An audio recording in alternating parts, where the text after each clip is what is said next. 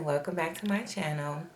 So what we're going to be doing today is stuffing our cash envelopes, our sinking fund envelopes, as well as going over my savings challenges that I'm going to start in 2020, and also my debt. So this year I'm going to try something new and stuff cash envelopes, because I previously haven't done that. I'm still going to put the charges on my card, but my plan is to keep a tally of how much I'm at for each budget. So I'm only going to do a cash envelope for groceries, fast food, well, dining out, and gas. And once I see that, I'm getting to that certain number, hopefully I'll just stop swiping. That's the goal, but we shall see. So let's get started with stuffing our sinking fund envelopes first. So I already filled everything out. I'm rolling over what I had from 2019 and carrying it over to 2020. So our first fund is our vacation fund. It was my anniversary fund last year, but I decided that I want to do a trip for my son's spring break this year, and I'm also planning on going to Cancun. So that's what I'll use this fund for. So vacation, we need $200. 20, 40, 60, 81. 20, 40, 60, 82. So that's vacation. Alright, our next one is gifts. Oh boy, sorry. So this one is just like if, say for example, someone I work with is having a baby shower, I would grab them a gift using this sinking fund. So gifts should have 90, 20, 30, 60, 80. 1, 2, 3, 4, 5, 6, 7, 8, 9, 10. Alright, so that's 90. I also bought new envelopes for my sinking funds and new tags because I keep ripping these. The tags will be laminated. I don't know if y'all can see that. I keep ripping the paper. So I'm waiting on those to come in the mail. The next one is dental. And it should have 120. And I need to get back to the dentist. 20, 30, 60, 81, 20.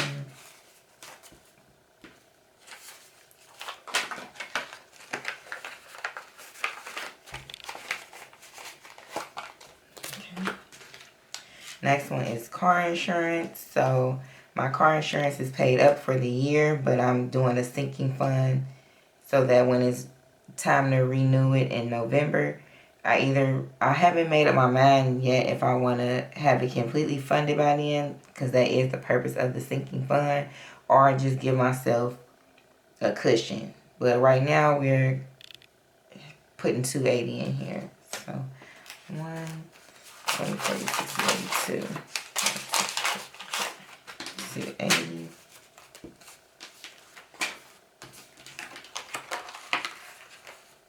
Oh, am I tripping?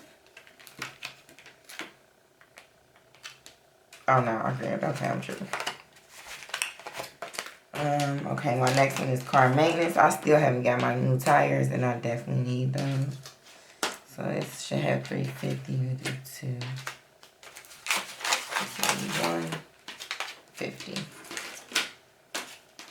Oh.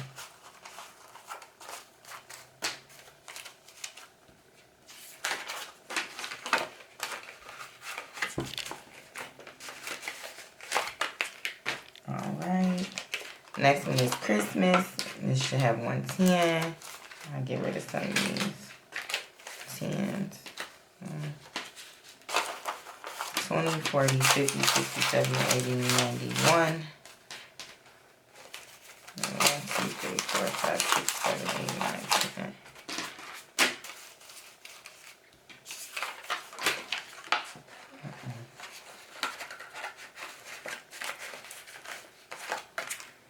Alright, next next one is date night, and that should also have 110. 50, 60, 70, 80, 90, 1, 1, 2, 3, 4, 5, 6, 7, 8, 9, 10.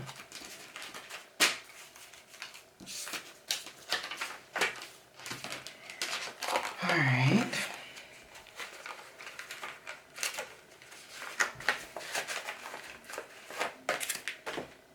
Birthdays. Should have 145. So we'll do 140. And the reason I don't have any fives out is because I did my $5 challenge.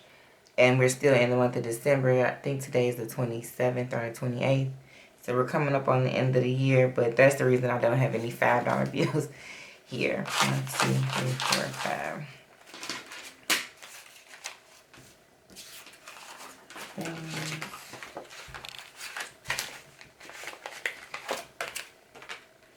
Back to school. Should have 150. 20, 26, 81. 10, 20, 30, 40. 1, 2, 3, 4, 5. Oh, 6, 7, 8, 9, 10. Alright.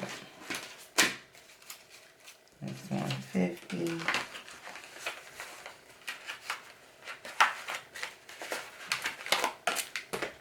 And then home maintenance should have 95. 50. 95.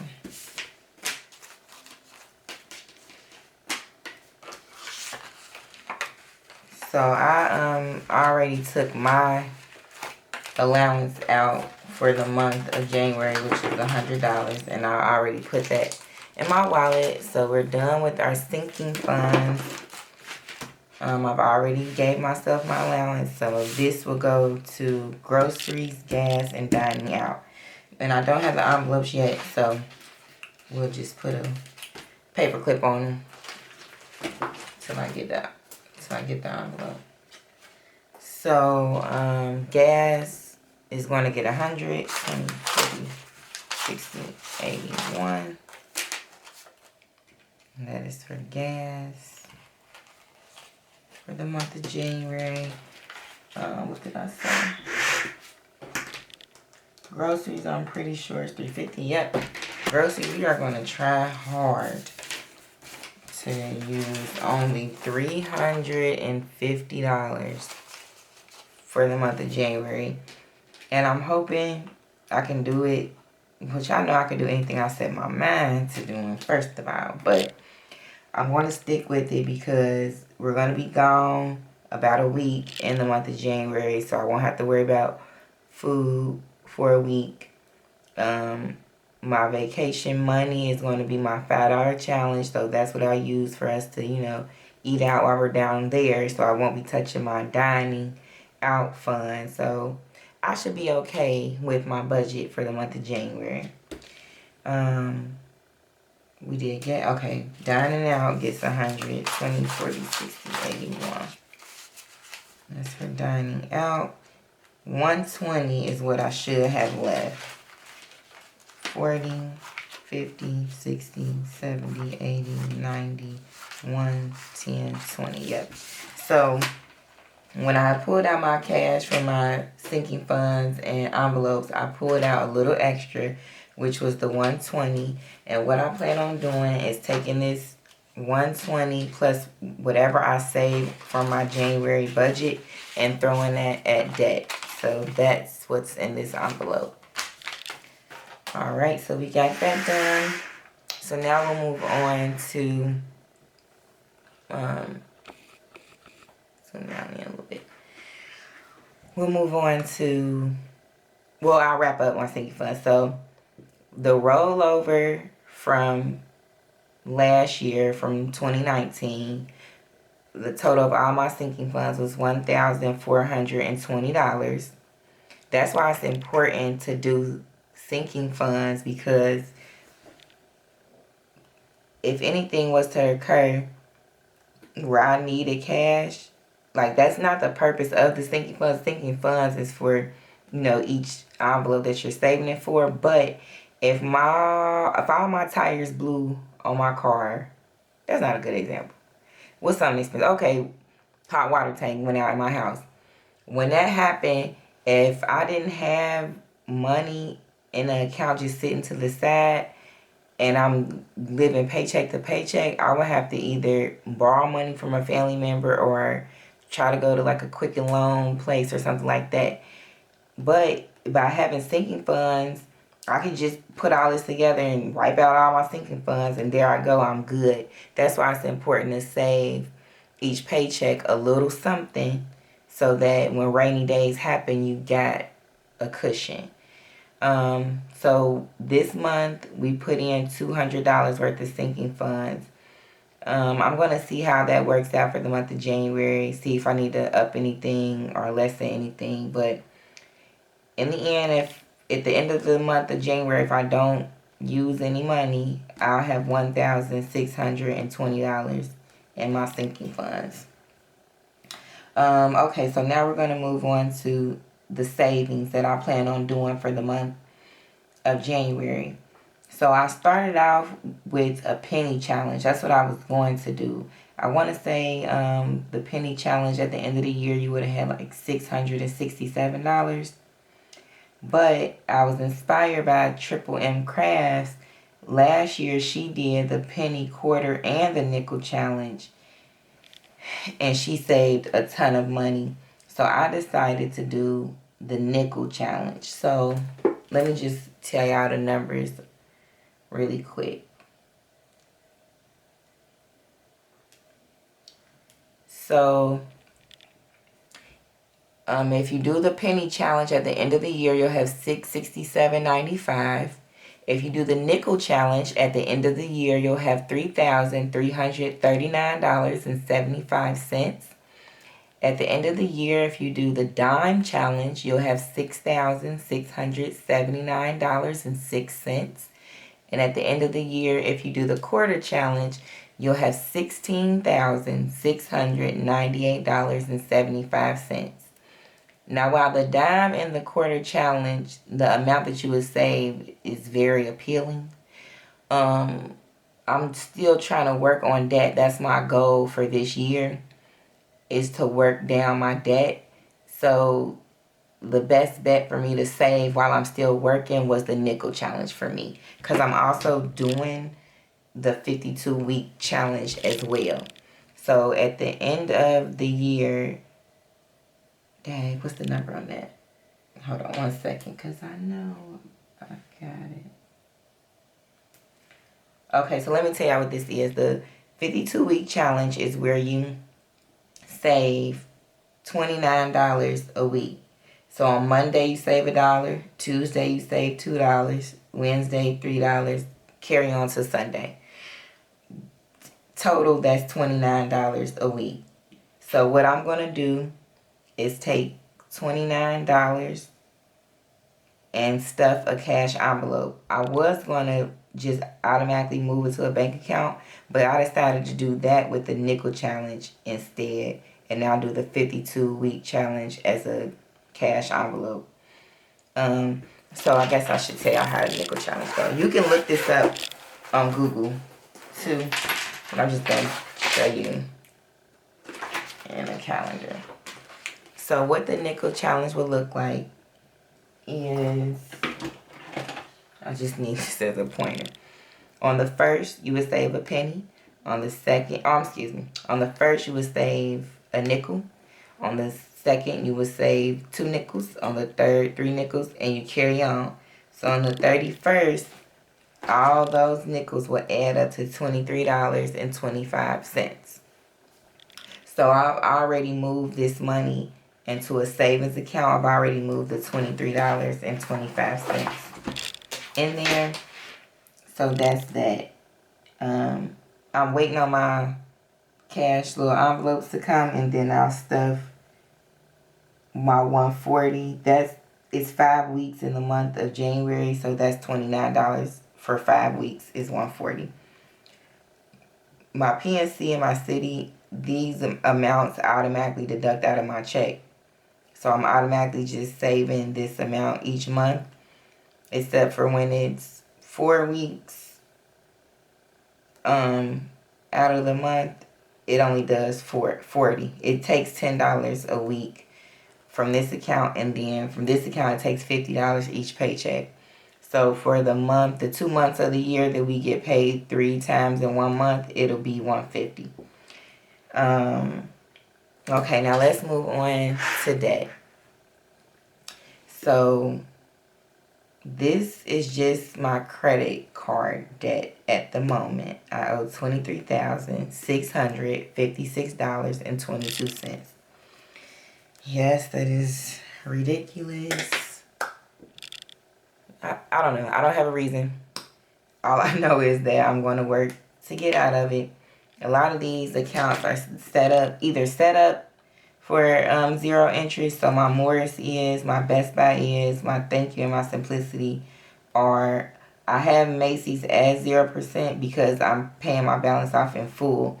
I haven't used the card in a while, but I put my husband's Christmas gift on that card, but I'm paying it off in full once the statement closes.